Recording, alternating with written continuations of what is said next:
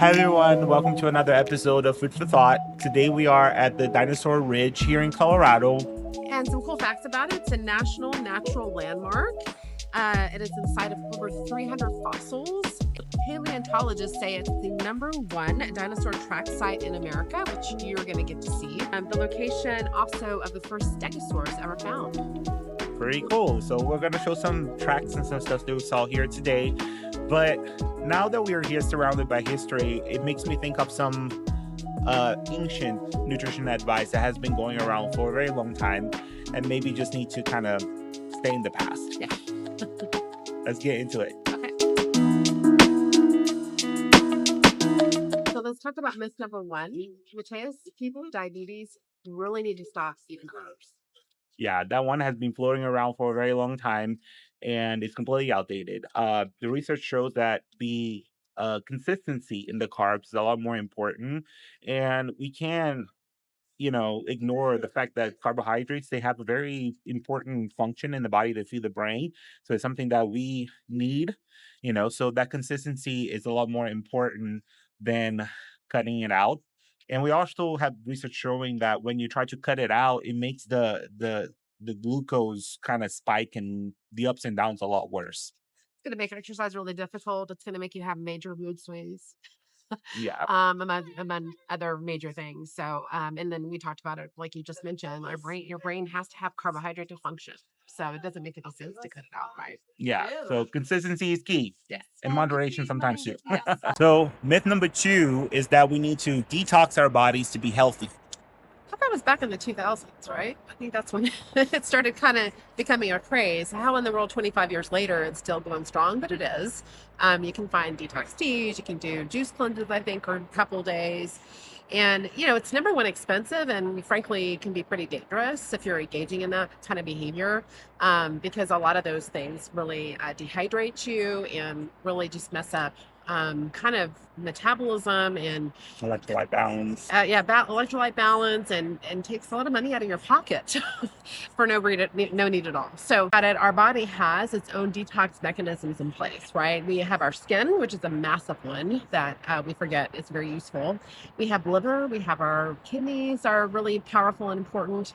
And so if we really just do what we need to keep those functions and organ systems running smoothly, our body will do the work for us. So some ways to do that, of course, is use sunscreen, those types of things, or make sure that you're getting adequate rest and you're not in chronic stress.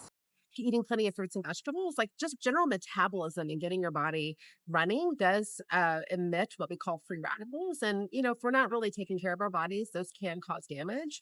So, getting in plenty of fruits and vegetables, they could be phytochemicals, and vitamins and minerals. All those really are impactful for preventing our body from causing chronic damage. So, but we just really need to get our organs. Hydration, that's another one. Making sure you're drinking plenty of fluid every day.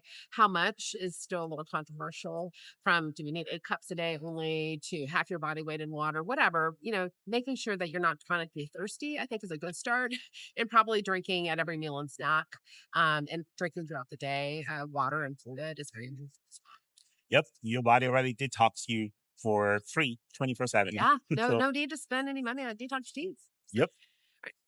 Myth number three is you need to earn or burn your food. So essentially, what I'm saying is that for every 500 calories you eat, you need to burn 500 calories, and it needs to be like a net zero at the end of the day. Isn't that true? Yeah.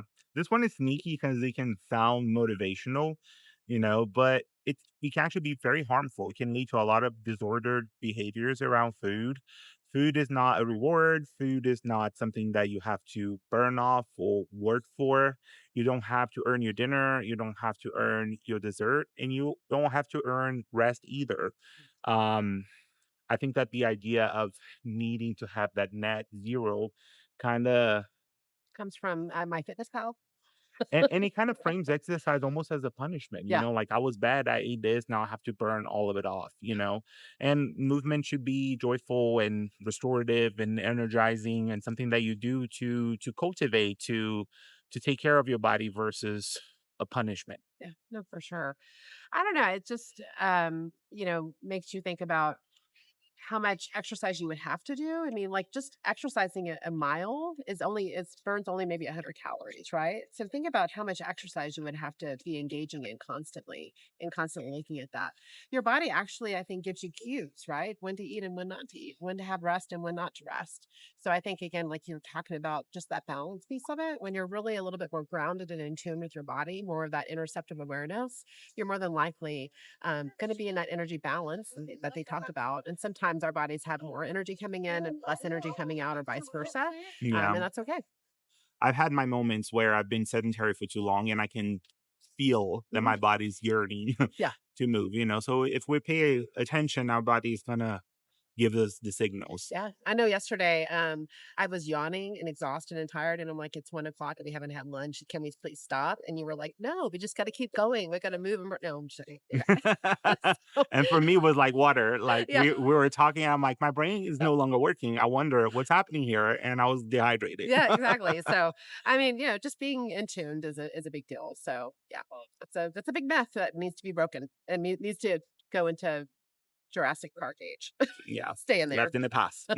So that brings Okay. us to myth number 4, which is you should stop eating after 7 p.m. 7 p.m. Okay. If I think about like how that myth and archaic, recommendation developed, if you are going all day long without eating and you're starving and then you eat all the majority of your calories and energy after 5 o'clock or 6 o'clock, that makes a lot of sense that you would probably put some kind of guideline there, right? But in reality, our body's metabolism doesn't shut off at 7 p.m. or we don't automatically burn less calories at 7, right? We definitely are expending less energy, right? Most of our activity is during the day. So if you really look at the guideline, it's not helpful because it doesn't give you the full picture, right? In Yeah. reality, we need to be consuming the majority of our calories during the day because that's when we're, using our brain the most. We've talked about this many times. Our brain is a 3-pound organ. It requires 25% of all your calories. So if you're at work, even if you're not exercising and, running a marathon, but you're at work and thinking and doing and walking from your car to your work or going to the grocery store, whatever that might be. I mean, that's when we're going to do most of our activity, not after 7 p.m. So you really want to be getting most of your calories during the day. But, there's a lot of repair work that happens to our brain actually at night Hmm. during REM sleep. And so we need to have a good snack before we go to bed. It doesn't have to be the majority of our calories, but definitely some carbohydrate and protein. And that's actually used for great brain repair during the nighttime. So having a snack before you go to bed is actually really helpful. Yeah. But another thing that helps not eating after 7 is that you can have more heartburn or reflux, more difficulty sleeping, things like that. So I get But that why. but that comes more with like the I didn't eat the whole day, then I eat a Yes, exactly. large thing, Exactly. Yeah, that's true. That's true. Like you're you not going to know. eat a hamburger if you've eaten really good during the day and then you have that miserable heartburn at night or something like that. That might have been half your calories or something. But yeah, to your point. But I get why they Mhm. have the 7 p.m. cutoff, right? They're trying to give you some kind of guideline. But you really, if you understand the function of it, by all means, it doesn't really make sense, if you really kind of unravel it and unpack it, I guess, as they say in therapy. And really kind of understand like what they're trying to emphasize, how that, archaic myth kind of developed. It's not really helpful in the long run. With me, for example, like I cannot do red sauce Mm, for dinner because it makes me sick. And it's not about the time, it's about the fact that it's a more acidic yeah, food that just is not a match, for that time of the day. So yeah, it's not really, you know, about the food and the restriction. It's not like we have a clock that after this time, everything that comes in is gonna become fat. yeah. It Not how it works. doesn't work that way at all. I know we ate dinner early yesterday at around 5 o'clock. I had a salad, you had a burger, and I'm like, "Can I please have your fries?" Because there was no carbohydrate on my plate. I was starving, and so by 7 o'clock, I'm like, "Hey, you want something sweet?" You're like, "No, I'm full." I'm like, "Yeah, I'm gonna go get some chocolate." So I had some chocolate, last night. So yeah, I mean, I was listening to my body. I needed a little bit more fuel. I definitely needed to have your fries and you shared them. I appreciate it. So, but yeah, I mean, it's like really, again, intuition, being connected to your body, understanding what your day looks like, how much So activity you had. so you might notice that we might look a little bit different. The camera decided that it was not gonna record any audio anymore. So we're back here, Yeah. committed to the craft, doing it again. Well, we just have one myth left, which is myth five. And it's absolutely the one that has to be true, that we don't have to throw back into Jurassic Park age, is that weight is the best indicator of health. Yeah, that one maybe is the biggest fossil of all. I find it to be very reductive, and something that healthcare tends to focus on too much and kind of miss out on the whole picture of the person, and there are a lot of conditions that there are a lot of stigma around it, like high cholesterol, high blood pressure, diabetes, as if weight is the cause of all of it, Mhm. you know? And if it was the cause, we couldn't have like a smaller person, a thin person, an underweight person with any of those things. And we know that it's just not true. Not to say that the weight has no impact in health, but I look at weight more as a consequence, more as a symptom, versus something that we need to focus on and try to manipulate. Yeah, kind of like if you go to the doctor and you're like, you have a stuffy nose and runny nose and dry eyes or whatever, and do you have the flu or do you have a cold, right? Like what's going on here? What could be happening that could be impacting your health overall? So I think weight can be something that you can look further into. If maybe you're gaining weight throughout the years, that's unexpected, or perhaps even losing weight throughout the Yeah, years, gaining right? weight very fast, Yeah, losing weight very fast. Like, what is the story that this piece of data tells me? yeah. Versus and even things like if you have knee pain, weight maybe could benefit a little bit, Mhm. but what did really cause it? Like, how did we get here? Was this I work with a lot of, because, yeah, a lot of athletes that now they're 40 and their knees hurt. You know what I yeah, mean? So it's not really their weight, necessarily, but it could be impacting it some. But I mean, maybe they're just overuse of that area of their body, right? exactly. And even if weight is part of it, like, is it really about the weight, or was it because this person has been sedentary for a long Mhm, time, mhm. and that caused some joint degeneration or things like that? But I think the focus of weight, if it's the major one, keeps us stuck in that diet culture. And really, what we know about diets is that there's none that work. There's not one diet out there that works because none of them is magically keeping weight off. And we do talk a little bit about GLPs, so we'll do that another food for thought. But yeah, I mean, it's kind of something that's not working, and it actually is more detrimental to kind of diet cycle and weight lose weight and gain weight, those types of things. So when weight is the focus of the problem, then diets are what usually are recommended, and then that's how this billion-dollar industry remains in 2025. It's just growing. So.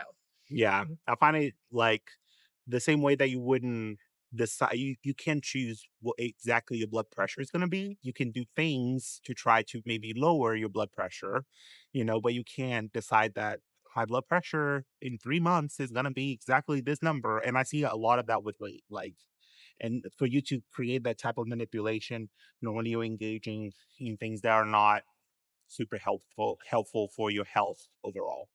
I just was going to tell a quick story. I remember going to the doctor. I was traveling and I was going to get on a plane, but I had developed a little bit of a cold and I was wondering what I needed to take for my nose and ears, right? Just to not make it worse. Went in, they happened to weigh me, which they didn't need to for this appointment. And he, for 2 minutes talked about, okay, take this XY medication. Is it okay for you to fly? And spent 30 minutes on diet and exercise and my weight. And I just kind of remained silent. And when I left, I handed them my business card and I said, "Can you hand this to the doctor, please?" Got in my car and he ran out the door and profusely apologized for doing that. And I kind of was trying to catch him off guard and so like, you just know your audience and why don't you ask, if that's something I want to know about.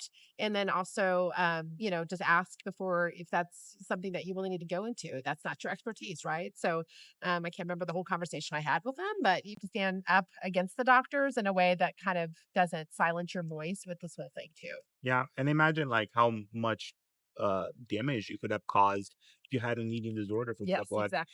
heard that so many times from patients that they get just so traumatized with doctor's visits that they get reduced by the number, by the It, weight, and they quit going.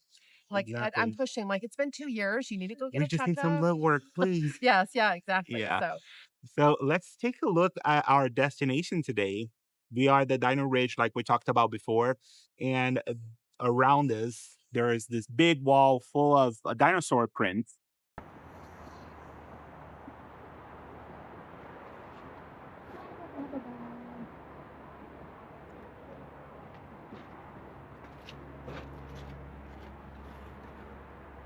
So just like this fossils behind us, the past can be really helpful to show us how far we've come. And I think that with nutrition, we need to keep on that track. These old guidelines just show how far we've come with our nutrition knowledge. And we have to embrace the this information, see what's really current, what's really useful, and let go of what is not anymore.